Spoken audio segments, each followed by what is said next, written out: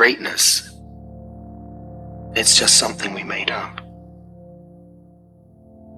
Somehow we've come to believe that greatness is a gift, reserved for a chosen few, for prodigies, for superstars. And the rest of us can only stand by watching. Greatness is no more unique to us than breathing. We're all capable of it. All of us. See, a lot of people go to work every day miserable, and all they do is just talk about how miserable they are, but they don't do anything about it.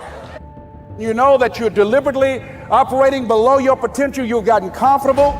You stop expanding, you stop stretching, you stop challenging yourself. It's hard living. Life is hard.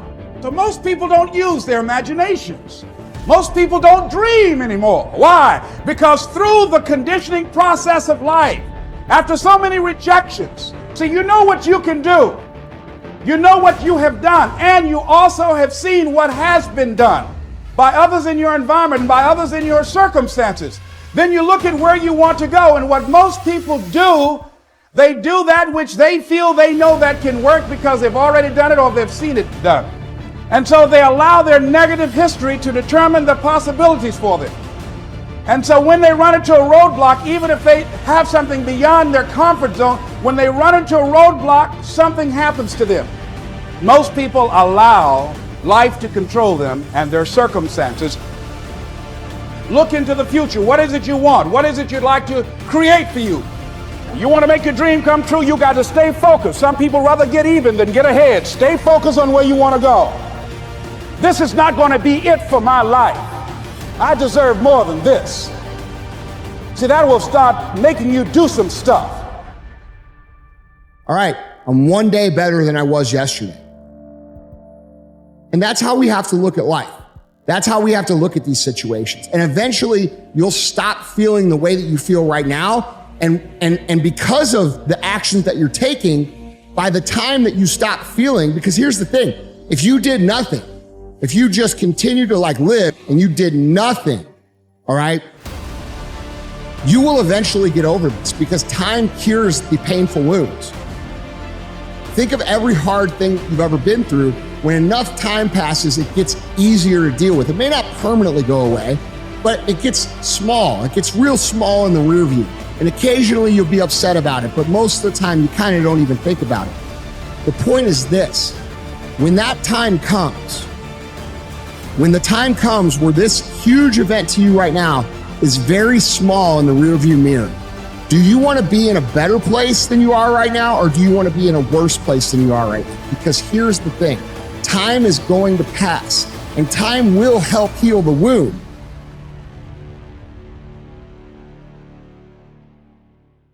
Real man in the dark, when nobody's watching, he putting in work. A real man, when coach ain't even watching, he's studying film on his own, because he loves the process. If you will be a champion, if you will be a beast, you're gonna have to go through something. Ain't nobody gonna hand you nothing, ain't nobody gonna hand you no championship, ain't nobody gonna hand you no title. Here, there's no such thing as a weekend. This is an everyday gig. Every day is a Monday. And you might not like that. Me, I love it. To me, every day is a beginning, a new day, a new week, a new shot at life. I prefer negative visualization, which is, what if I keep doing what I'm currently doing for the next 10 years? What will my life look like then? That usually takes my current pain and then just magnifies it. And then that allows me to get my action threshold high enough that it goes over the edge so that I can take that first move. And so if you know what the inputs outputs are of what you need to do, and you figure out whatever fuel you've got, not the one you wish you had, but the one you've got, and you use that to do the first input, you cross the line. You're in the game. A quote that has helped me immeasurably is a boy and a horse are in the woods. And the boy says to the horse, I can't see a way through. And the horse says, can you see your next step? And the boy says, yeah. And the horse says, then just take that. All of the time, we look at the goal, we look at the future, we look at the end game, we look at how long a journey it is, and we feel overwhelmed. With each step, you will get closer to that. All I need to focus on right now is my next step. Not only is it possible for you to have your dream, but it's necessary. It's necessary that you have it, that you work on it, that you develop yourself, that you go for what is yours in the universe. The major key to your reaching your dream, your living up to your greatness, your making your contribution to your making things happen in your life is you. But you've got to take personal responsibility to make it happen. If you break, the fight is just beginning. And as you crawl up and out of that dismal and wretched place, covered, and you're covered in blood and sweat and dirt and filth as you rise above what you were, and as you take the form of who you are supposed to be, you will see that in the very act of standing up, in the very act of fighting on, you will become and you will remain. Life is difficult. Somehow people seem to believe that life is supposed to be easy. This is particularly a problem in America today. We expect a smooth, easy road to success. We expect our lives to be hassle-free. We expect the government to solve our problems. We expect to get the prize without having to pay the price. That is not reality. Life is hard. In life's greatest lessons, Hal Urban writes, once we accept the fact that life is hard, we begin to grow. We begin to understand that every problem is also an opportunity. It is then that we dig down and discover what we're made of. We begin to accept the challenges of life. Instead of letting our hardships defeat us, we welcome them as a test of character. We use them as a means of rising to the occasion. At the same time, we need to understand that society bombards us daily with messages that are quite the opposite. To begin with, technology has provided us with push-button living. We can open the garage door, cook dinner, wash the dishes, record our favorite TV program, and pay our bills by simply pushing the right buttons. In addition, we're told over and over that there's a quick and easy way to do just about everything. Within just the past few days, I've read or heard that you can lose 100 pounds, learn to speak a foreign language fluently, become a hot new radio personality, get a contractor's license, and make $1 million in real estate. You can do all of these in a matter of days and with little or no effort. And pigs can fly. Those ads are all around us because the people in advertising and marketing have a good understanding of human behavior. They know that most people don't accept life as hard and will continue to look for the quick and easy way instead. There is no quick and easy way. Nothing worth having in life comes without effort. That is why psychiatrist M. Scott Peck begins his book, The Road Less Traveled, with the words, life is difficult. He wants to set the stage for everything else he communicates in the book. If we don't understand and accept the truth that life is difficult, then we set ourselves up for failure and we won't learn. Life is difficult for everyone. Even if we are willing to concede that life is difficult for most people, deep down inside, many of us secretly hope somehow that this truth won't apply to us.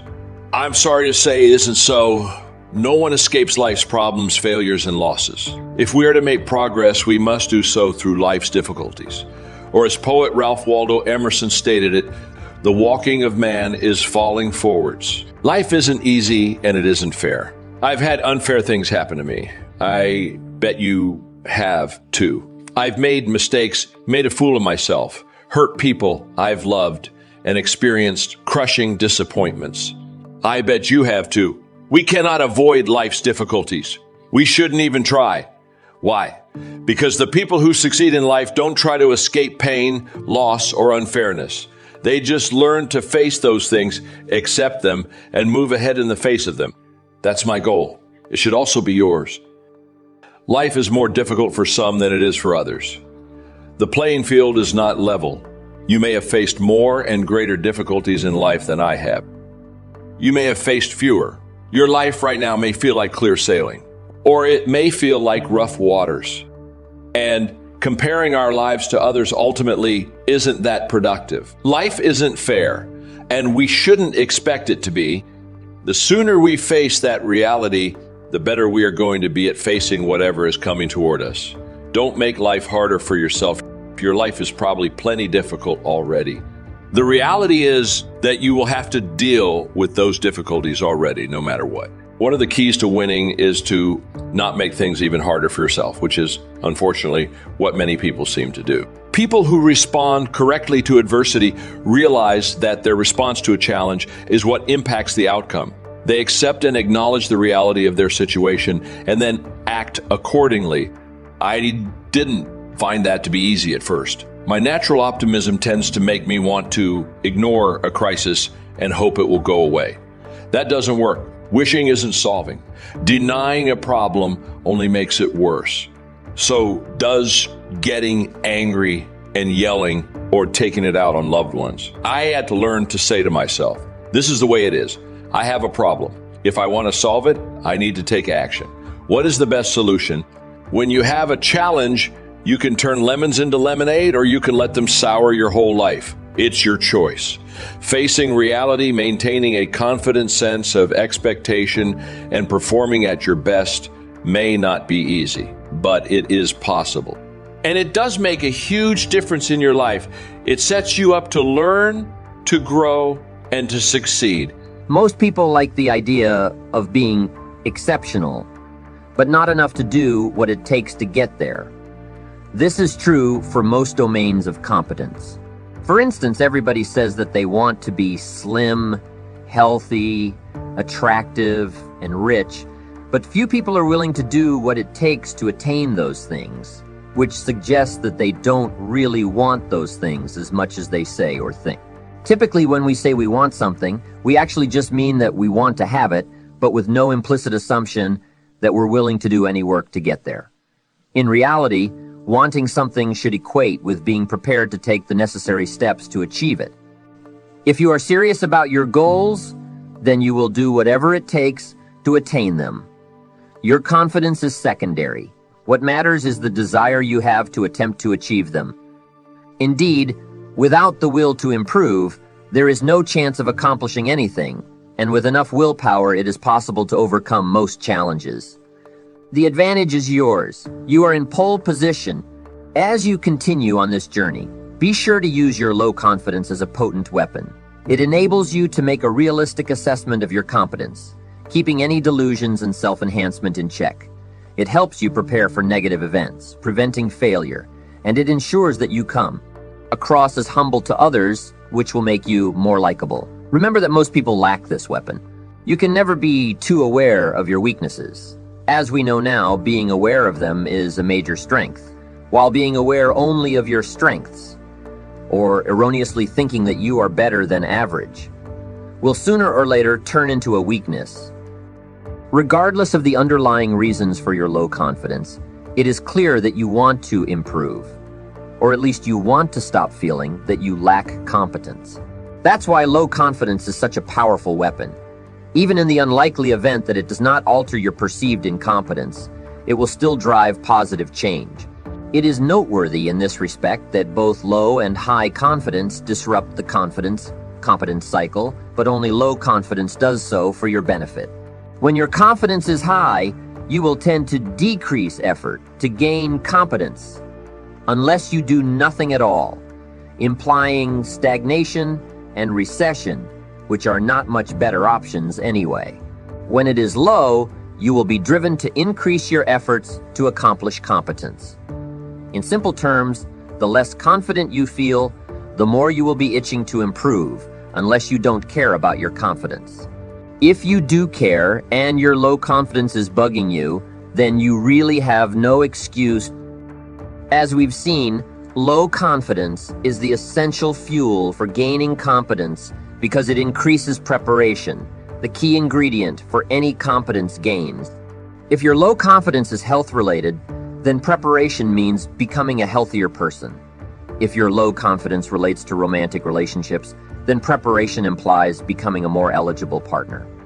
If you lack confidence in your ability to deal with people, then preparation means refining your people skills.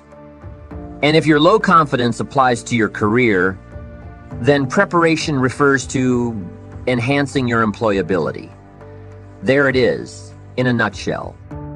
In brief, so long as you have the necessary motivation to improve, not only before but also after you gain competence, you will be able to earn and deserve your confidence without distorting your beliefs or trying to go against your nature. Even if you don't change your confidence levels, society will benefit. Your lack of confidence is a much-needed antidote to the common incompetent confidence that rules our world. So long as you remain unconfident, there will be undiluted life on our planet. And in any event, try not to envy people who are confident. Instead, make every effort to identify genuine competence manifestations in others, regardless of their confidence.